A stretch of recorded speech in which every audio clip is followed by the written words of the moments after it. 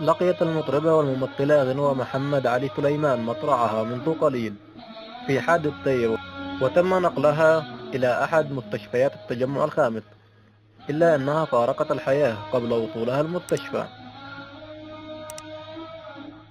يذكر أن غنوة هي ابنة الموسيقار والملحن محمد علي سليمان وشقيقة الفنانة أنغام، وظهرت في بداية حياتها الفنية كمطربة، ثم دخلت مجال التمثيل من بوابة الأب الروحي في جزئه الثاني الذي يعرض حاليا على شاشة DMC.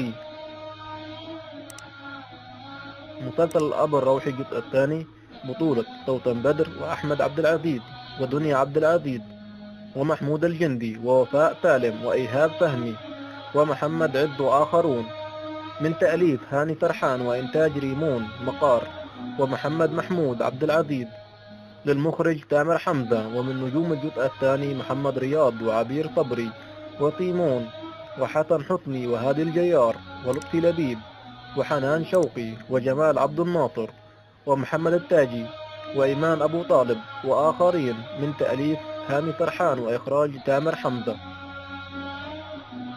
إذا كنت من المتابعين الجدد اشترك الآن في القناة ليصلك الجديد بالضغط على الزر الأحمر أسفل القناة مع تفعيل الجرس، ولا تنسوا دعم المقطع بلايك. شكرا لكم جزيل الشكر.